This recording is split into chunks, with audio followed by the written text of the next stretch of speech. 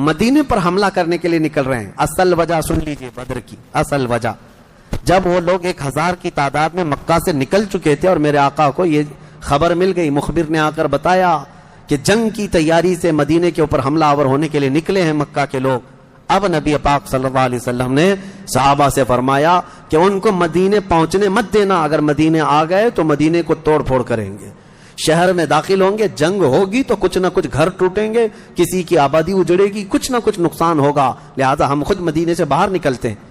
نبی پاک صلی اللہ علیہ وسلم اب اس ارادے سے اپنے صحابہ سمیت باہر نکلے. اس میں تعداد مختلف روایات کے مطابق 313, 314, 315, 319 اور ایک میں 360 اصحاب بدر کی تعداد پہ الگ الگ روایات ہیں. 313 صحابہ کی روایت بہت سارے محدثین نے روایت کی ہے, اور 360 کی بھی روایت ہے, 360 لوگ بھی تھے. بہرحال وہ اس طور پر کہ بچے دوسرے لوگ سب ملا کر کے کسی نے شمار کیا اور کسی نے صرف خالص جنگ کرنے والوں کو شمار کیا. اس میں سارے بڑے بڑے اجلہ صحابہ ہیں, سیدنا ابو بکر صدیق, سیدنا عمر فاروق, سیدنا حیدر کرار, علی مرتضیٰ رضی اللہ تعالیٰ, دیگر اصحاب. ہاں, حضرت عثمان غنی رضی اللہ تعالیٰ عنہ اس میں شامل نہیں تھے. اس کی وجہ یہ تھی کہ حضور صلی اللہ علیہ وسلم کی بیٹی حضرت رقیہ بیمار تھیں, مدینے میں تھی. نبی پاک صلی اللہ تعالیٰ علیہ وسلم نے حضرت عثمان سے کہا کہ تم اپنی اہلیہ میری بیٹی کی تیمارداری میں رہو, تمہیں بدر میں شریک ہونے کا برابر ثواب دیا جائے گا. حضرت عثمان غنی مدینے میں تھے. اسی وجہ سے آج بھی اصحاب بدر کے ناموں کی جب تلاوت ہوتی ہے نا تو حضرت عثمان کا نام بھی اس میں آتا ہے.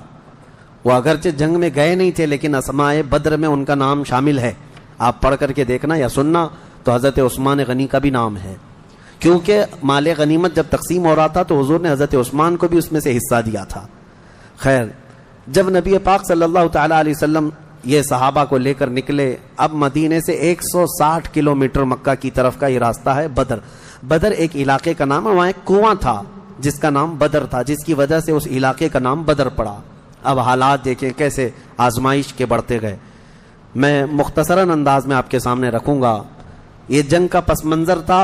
حضور لڑنے کے لیے گئے نہیں تھے بلکہ ڈیفینس کے لیے, کہ مکہ والے نکل چکے تھے. اب مکہ والے آ کر جس جگہ پڑاؤ کیے وہ بھی بدر تھا, وہاں کنواں تھا, پانی تھا, اس کے لیے وہاں پر ان لوگوں نے بھی قیام کیا. میرے آقا صلی اللہ علیہ وسلم نے بھی اپنا لشکر انداز کر دیا. صحابہ وہاں پر اتر پڑے, سب کے خیمے لگ گئے اور کنویں کے پانی پر بھی قبضہ ہوا. اس کے بعد دیکھا صحابہ کے دل گھبرائے ہوئے تھے, کیونکہ حضور صلی اللہ علیہ وسلم اور صحابہ کو جو زمین ملی تھی وہ ریتیلی زمین تھی, بالو کی زمین, پاؤں دھس جایا کرتے تھے. اور کفار مکہ جہاں پر اترے تھے وہ تو سخت سپاٹ فلیٹ زمین تھی, مٹی کی زمین تھی, اور اس میں گھوڑے اچھی طرح دوڑتے تھے. یہ ریتیلی زمین پر گھوڑوں کے پیر بھی گھس جاتے اور انسانوں کے بھی. اچھا, یہ بات بھی میں بتا دوں, کل تعداد صحابہ اکرام رضوان اللہ تعالی علیہ مجمعین کے ساتھ 313 صحابہ میں صرف 4 گھوڑے تھے. 4 گھوڑے, یہ 4 گھوڑوں پر بیٹھ کر کے گئے ہیں. کون سوار ہوا ہوگا, کون پیدل چلا ہوگا؟ اور اونٹوں کی کچھ تعداد. اس کے علاوہ تلوار سب کے پاس نہیں, اور جس کے پاس ہے ان کی سبزیاں بھی کٹتی نہیں. ان حالات میں تو وہ گئے تھے. نبی پاک صلی اللہ تعالیٰ علیہ وسلم کے ساتھ جب گئے, اب وہاں پر صحابہ اکرام کے دلوں کے اندر تھوڑی گھبراہٹ آنے لگی کہ ہم زمین اس طرح کی ہے, اور تعداد جب ان کی دیکھتے ہتھیار سے لیس تو یہ عرض کرتے کہ کیا ہوگا. پہلی جنگ ہو رہی تھی نا, آمنا سامنا پہلی مرتبہ ہو رہا تھا. اب نبی پاک صلی اللہ تعالیٰ علیہ وسلم سب صحابہ کو لے کر رات کو بیٹھتے ہیں. اب اس میں جو نبی پاک صلی اللہ تعالیٰ علیہ وسلم کے سامنے صحابہ اکرام سے مشورہ ہو رہا تھا, اب وہ ایمان کی بات ہے. حضور نے صحابہ کی بات یہ سنی کہ جو مہاجرین تھے وہ یہ کہہ رہے تھے کہ انصار کا تو کچھ گیا نہیں, ہمارا گیا ہے مکہ میں, ہمارے مال لوٹے, ہماری جائیدادیں لوٹیں. انصار مدینے میں رہتے ہیں, مکہ کے کفار نے ان کا تو کچھ بگاڑا نہیں.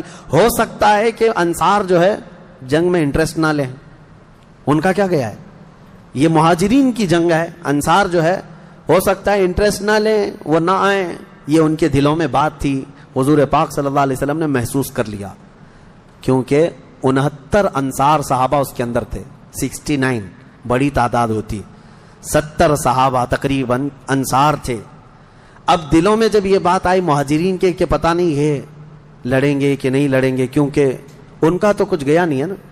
جیسے آج لوگ کہتے ہیں میرا تھوڑی نا اس سے کوئی مسئلہ ہے, تو پھر نبی پاک صلی اللہ علیہ وسلم نے رات کے وقت انصار صحابہ کو پہلے بلایا، سب بیٹھے ہوئے تھے، مشورہ کرنا تھا۔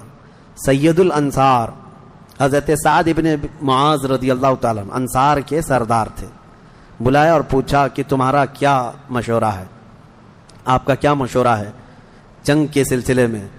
سنو، حضور پاک صلی اللہ تعالیٰ علیہ وسلم کی بارگاہ میں حضرت سعد بن معاذ سب سے پہلا جواب کیا دیتے ہیں؟ کہتے ہیں یا رسول اللہ صلی اللہ علیہ وسلم، پورے انصار کی طرف سے تو میں ترجمانی کرنے کے لیے کھڑا ہوں، لیکن میرے آقا کیا ہم بھی کوئی پوچھے جانے کی چیز ہیں؟ آپ کے سلسلے میں ہم بھی کوئی پوچھے جانے کی چیز ہیں؟ اور حضرت سعد ابن معاذ کہتے ہیں قسم رب ذوالجلال کی، مدینے سے برق الغماد یمن تک بھی آپ جائیں، انصار کا ہر بچہ آپ کے قدموں کے ساتھ ہوگا۔ آپ تو صرف بدر تک آئے یا رسول اللہ، اگر ہمیں پیدل یمن تک بھی لے جاتے ہم آپ کے پیچھے جاتے۔ ان کے الفاظ میں سناؤں، ایمان تازہ ہو جاتا ہے۔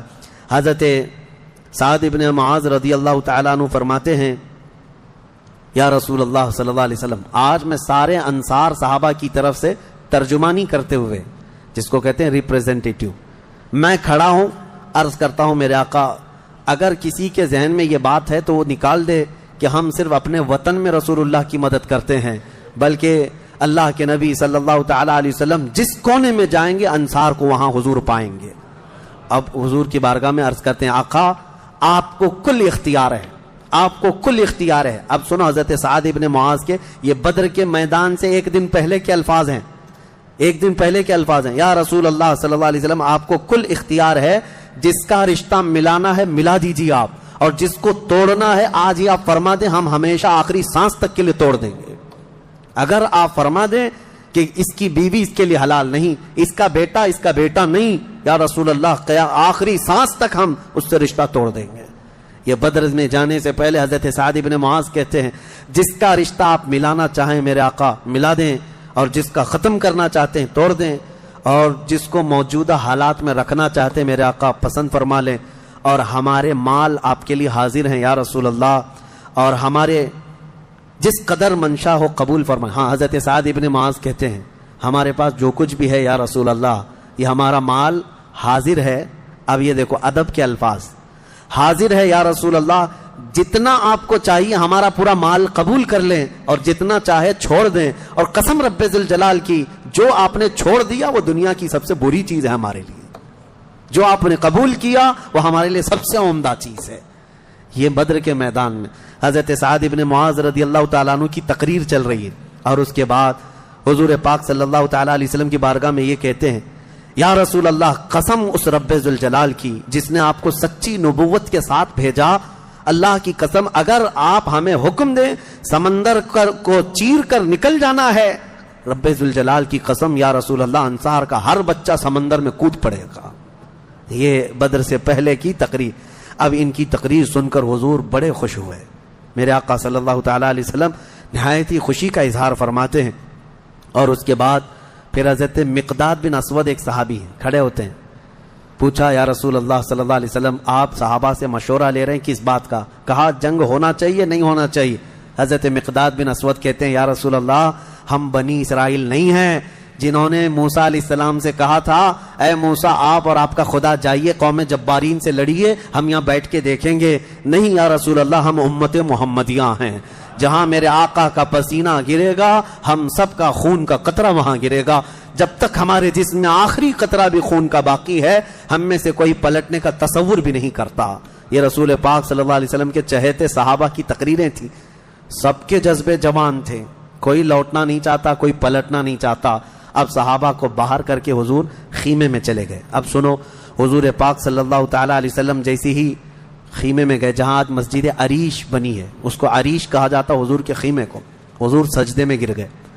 سجدے میں گرنے کے بعد نبی پاک صلی اللہ تعالیٰ علیہ وسلم اتنا گریہ وزاری کر رہے تھے، اتنا رو رہے تھے سجدے میں حضور پاک صلی اللہ علیہ وسلم، اور جو صحابی ان کی خدمت میں کھڑے تھے وہ کہتے ہیں نبی پاک صلی اللہ تعالیٰ علیہ وسلم کی الفاظ میں سن رہا تھا ابتحالات کو، عرض یوں کر رہے تھے اے اللہ ایک چھوٹی سی فوج، ایک چھوٹی سی جماعت تیرے دین کی نصرت کے لیے میدان میں اتری ہے، اے اللہ اگر اس جماعت کی تو کل مدد نہ کرے گا تو قیامت تک اس روئے زمین پر کوئی سجدہ کرنے والا نہیں آئے گا.